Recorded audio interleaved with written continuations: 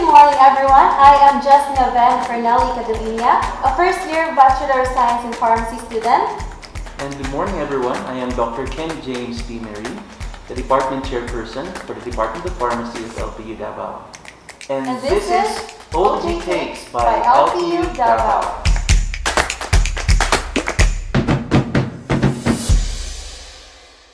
So now we are here to debunk some misconceptions and information about the COVID vaccines and COVID-19, especially right now that there are a lot of false information spreading online. So right now we are going to pick some statements and tell whether that statement is true or not.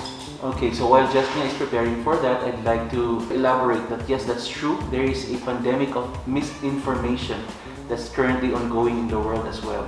So we as healthcare professionals are here to provide you with scientific explanations and sound explanations about these questions that you have and common misconceptions that we are actually having. Okay. So for our first statement, thermal scanners can detect COVID-19. Well, I don't think that it can actually detect COVID-19, Doc, but it can detect fever, which is one of the symptoms of COVID-19. But we need to remember that not all people who have fever is actually COVID positive, right, Doc? Yes, that's correct. Actually, fever is just an alarm system of the body that tells us that something is wrong. So when you have a virus in your body, that sets an alarm in your body that tells you that you have a fever so that you will have that sense of urgency to have it checked. It is an alarm system. So it is not actually indicative, neither is it specific to tell you that you are COVID-19 positive. However, this is a very good and accessible and easy without any need of healthcare professional way of determining people who are sick and not sick. So generally, during this pandemic, we don't want sick people to go with those that are not sick because these sick people are potentially COVID-19 positive with the fever. That's why you can see that everybody in the buildings right now that you see, establishments that you see, they are checking temperature. And if you are beyond the normal temperature, you are asked or you are told that you cannot go into that building for the safety of everybody. As well as in the workplaces, it is also a requirement and a recommendation by DOH, CDC, and all government bodies that those who are sick should not report to work. And one easy way of telling that one person is sick is through their body temperature. So it's not really telling you that you're COVID-19 positive, but it tells you that you could actually be sick and you can be contagious. That's why you are asked to go home. Yes, and I agree with Dr. that. And, okay, it's my turn. Let's see. Statement, food supplements can cure COVID-19. Actually, we have been in an ongoing battle with these food supplements. A lot of people really think that food supplements are a cure-all. Well, to tell you right now, there is no such thing as cure-all. There is a specific cure for a specific disease, and there are also diseases, Jescña, that doesn't have a cure. And one of that is COVID-19. So food supplements are not a cure for COVID-19. However, from the word supplement, they are able to supplement our body's own immune system and our own system fighting off the virus. So it can be good to supplement your body with this, but this is not a cure. This is something that you take because you just want to support your body's fight against this virus and the possible avoidance of this virus. But to tell you that is it a cure? There is no cure for COVID-19 yet, and neither are food supplements cure for COVID-19. Yes, definitely. I agree with Doc Ken. And because of that, we also need to remember that we need to be healthy. And one way of being or achieving that is through the food supplements. But just like what Doc said, it is not a cure. But rather, it is just one way of having a strong immune system. Yeah, also we know that there are a lot of people who are more susceptible to COVID-19's worst case scenario when they have comorbidities. So it is also important from pharmacists to tell you that food supplements are not an alternative for your maintenance medication. You need to take your maintenance medication to control your long-term or your chronic illnesses. And the control of these chronic illnesses will also help you in the lessening of the worst case scenario or the worst scenario of COVID-19 when you have it. So I'd like to clear that out. Pharmacists have been an advocate of that. Food supplements are not alternative to your maintenance medications. It is important for chronic illnesses to be controlled in order for us to avoid the progression of the disease, and at the same time we are also promoting health by maintaining everything back to normal. Yes, thank you for that, Doc. I hope that our viewers would be enlightened about this topic. So for our next statement, only those that are old enough or have pre-existing conditions can be affected by COVID-19. I think this is not true, right, Doc? Because no one is exempted by COVID-19. In fact, whether you are healthy or not, if you are not cautious about your surrounding and also to your body, then you can still have COVID-19. Yeah, and data shows, Jescña, there are a lot of deaths also from the younger generation. So as COVID progresses, it is also affecting now the younger ones. Now there is some truth in that statement in a way that COVID has worse cases for those who are elderly. But for those who are younger, there has been cases of a worsening scenario. For example, we have been observing young people having heart attack. So they are hospitalized for mild COVID and then a few days later they die of heart attack. So COVID-19 really is not age specific. Although we can safely say that there are risk groups wherein these elderly are more likely to suffer from the worst cases of the COVID. But to tell you, should the younger ones like us feel comfortable with COVID since we are young? No. Because there has been deaths on those specific types of age group, even in your age group. Yeah. The only study that has been promising lately is that COVID-19 is not likely to infect the very young group like the infant and toddlers. But there are a lot of factors, one of which is that specifically in the Philippines, toddlers are not allowed to go out. So the risk of getting the infection is relatively low. And they are also telling us that the younger ones are going outside and they are not getting sick, or if they are, it's mild. But would you really take the risk of that percent of being part of the population who dies of COVID? Yes, so we need to be sure of that. Yeah, so because the best health way is very important. Yeah, so the best way we can do there is really to practice our proper hygiene. So you have to use your alcohol always, you wash your hand frequently, you use your mask, especially now with the new variants. It is best to have a double mask, so 2 masks at a time, and use your face shield, and at the same time practice social distancing or physical distancing, to be more politically correct. That is something that we need to live with as of the moment, as our vaccines are still developing and on a rollout. Okay, so it's my turn. For the next statement, drinking alcohol can protect you from COVID. Yeah. What type of alcohol? Are we talking about the one that you have in the bar or the alcohol that is 80 or 70%? Well, first off, you don't drink 70 to 80% alcohol that is made for your skin, because that is an irritant and that is also corrosive, so it can damage your throat. So don't do that. If you are asking about the alcohol that can be bought in the market that is for our leisure and for the bars, for example, then the answer is no. Alcohol, there is no study that alcohol has any effect on the virus that is inside your body. Why? When you drink alcohol, it goes to your mouth and to your stomach. It doesn't actually go to the other parts of your body, not until it is digested in a way that it is absorbed by your body. Unlike our alcohol in the skin, in direct contact with the cell of our viruses, they can destroy these viruses. But the ones that we take in our mouth, in our body, that is very unlikely, and there are no studies to support that. So it's okay to drink alcohol on minute and controlled levels. There are actually health benefits for that. But if you also drink alcohol uncontrolled, that can also pose health risks. I also believe, Doc, that too much alcohol is also dangerous to our health. Yes, there are a lot of complications in drinking alcohol. Of course, when you're drunk, it crosses the blood-brain barrier. It can damage your brain in the long run. Not talking about the effects on your lungs, on your heart. And alcohol is one of the earliest known addictive substances to man that is still used until today.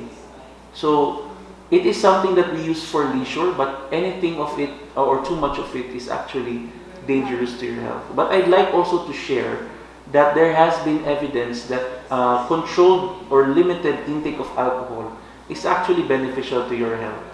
So that's why in other countries like our European brothers and sisters, there was a study before that I read that Europeans have good cardiovascular health. It's one of the reasons why they saw that is because of their diet. Because they are very fond of using or they are very fond of having alcohol together with their meal, but only in minute amounts or in controlled amounts per day. And also to remind everyone that liquor ban is still imposed here in Davao City, so that people should refrain from doing so and from drinking alcohols. And just like what Doc Ken said, too much is bad. Yes, and to add on that, liquor ban is actually good because liquor is actually a means of socialization. And a gathering of people is not a good practice during this time of pandemic because even just one person who is positive can actually infect a lot of people.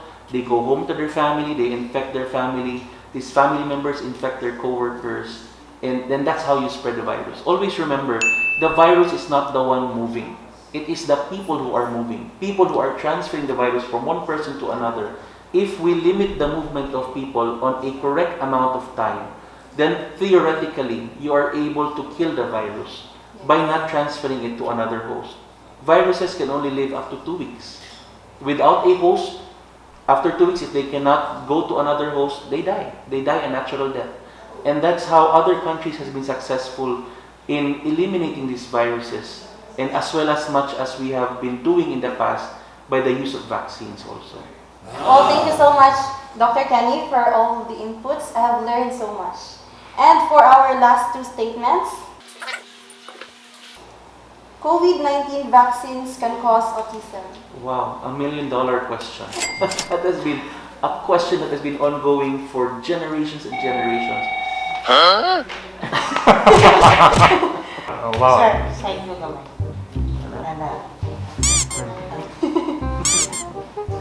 Okay. That's good. So, autism and vaccines is a case of causation versus correlation. Now, in science, there is always a need to establish causation or the causal cause.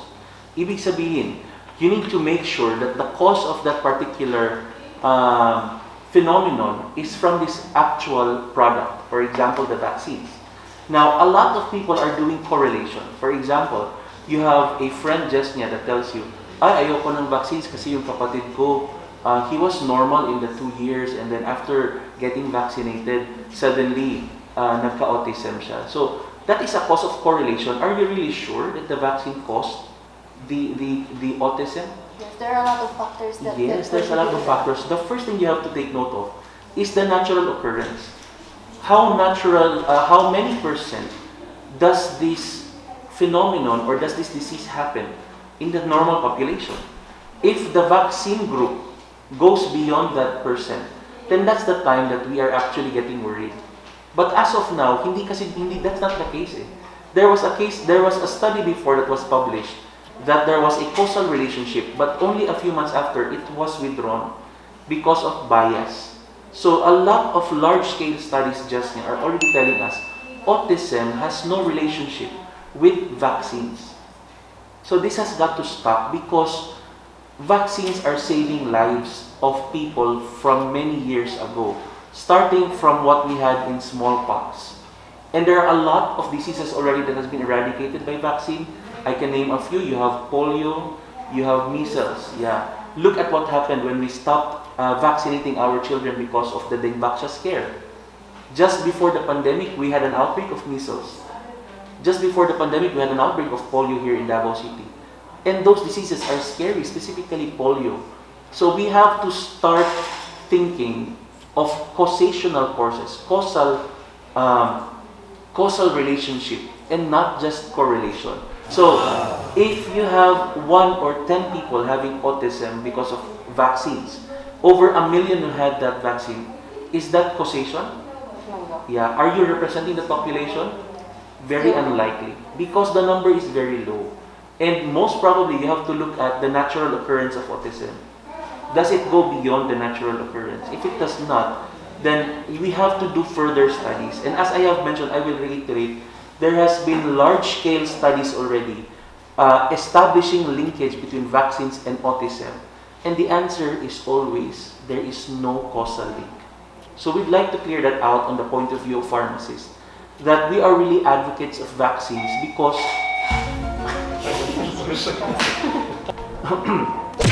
we are really advocates of the proper use of vaccines because there are vaccine-preventable diseases that we should advocate. I mean, why should more children die of diseases that are preventable? It doesn't make sense. So I really hope, Dr. Kenny, that people will not be afraid of vaccines. Instead, they would support science, support the government, and of course, trust the medical professionals in advocating vaccines. Because vaccines are good for all of us.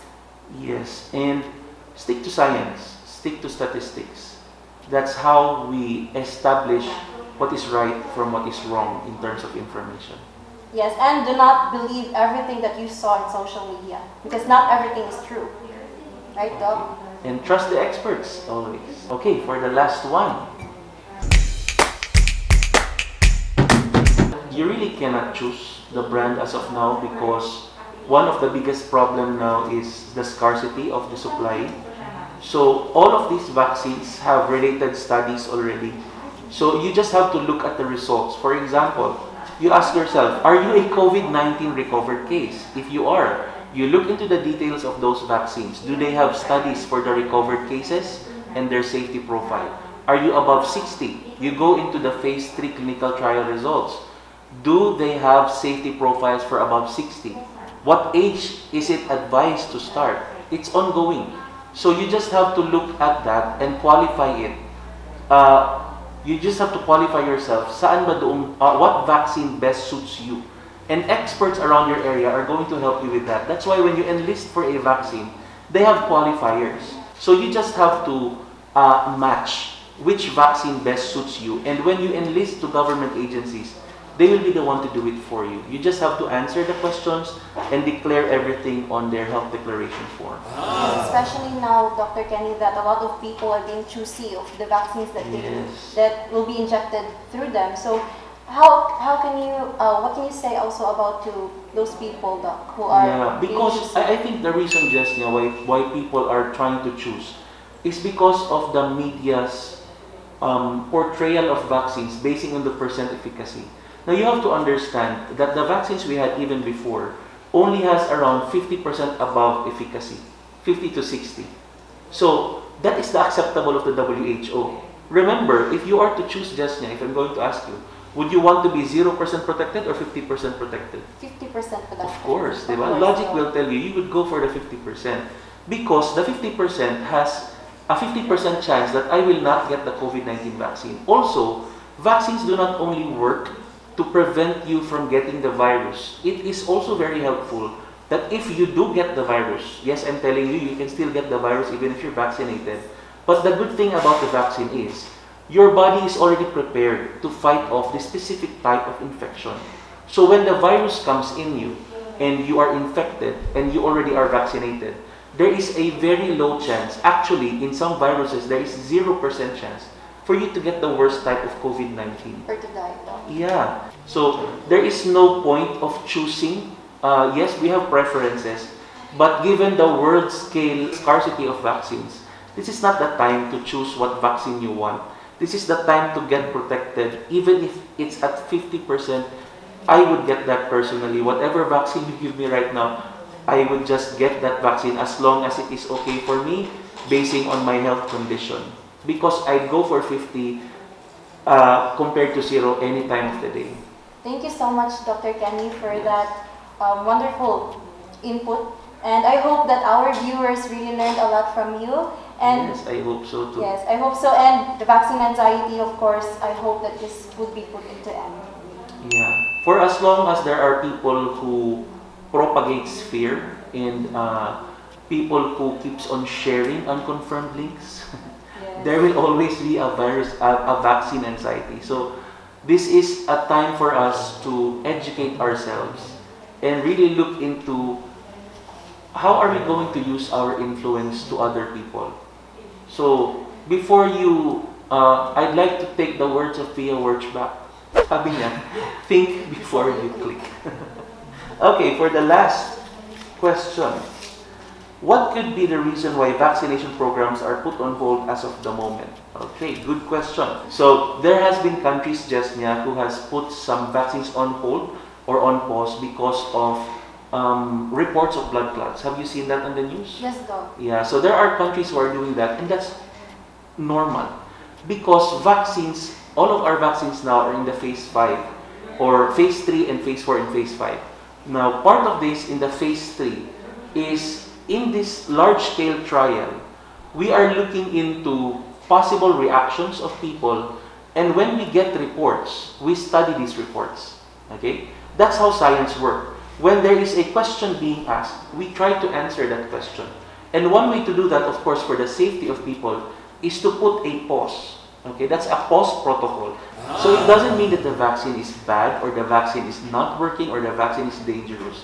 This is a normal scientific protocol for us to check and to establish safety. So, for example, if we have vaccinated 1 million people already, Jescña, and there are reports of around 10 people developing blood clots, so that's the time we put a pause. Why do we have to pause? We have to pause because we have to study the 10 people, and that's the time that we create a causal relationship. Is the vaccine causing the blood clots? Okay? Is the occurrence of the blood clots higher than the natural occurrence to the normal population? These are questions that are answered by these trials. And when these trials these questions are answered, there are two things that can happen. Number one, this vaccine can be withdrawn from the market if there is a causal relationship of these blood clots. Or number two, it can be disproven. So far, as our vaccines are concerned, that particular vaccine before that was put on pause in many countries have already released their data and told us that the blood clots is not related, and it's actually lower. If I'm not 100% sure of my numbers, but if I remember correctly, the occurrence of the blood clots for that particular vaccine is around 0.0004%, while the natural occurrence is around 3 times higher. So that will tell you that the natural occurrence is higher. Ibig sabihin, in normal people, nagkakaroon talaga ng ganyang blood clotting. So it cannot be a causal relationship between the vaccine and the blood clot. It could just have been that these people who receive these vaccines are already at risk of developing these blood clots. So thank you so much, Dr. Kenny, for all of the inputs that you have given all of us. And I hope that our viewers learned a lot from our OG takes. So thank you also, Jescña, for answering most of the questions. And I feel honored and really thankful and happy that every opportunity that I have to share information is really a worthwhile endeavor, because this is part of our role as healthcare professionals to really spread the right information about COVID-19, about vaccines, and really fight off misinformation, because misinformation, wrong information is really killing a lot of people and putting people in the wrong perspective. And I think we are having that responsibility to correct this. Things like this, like OG takes, is part of your social responsibility. So I'm also very thankful to be here, and I hope that everyone who is viewing, you were able to take home something from what our talks, and you are able to have a broader perspective and understanding of COVID-19 and vaccines. And also to share it so that many people can watch it too. This has been Jescña Ven Fernely S. Cadeliña. And this has been Dr. James Merin. And this is OG Takes by LPU Davao.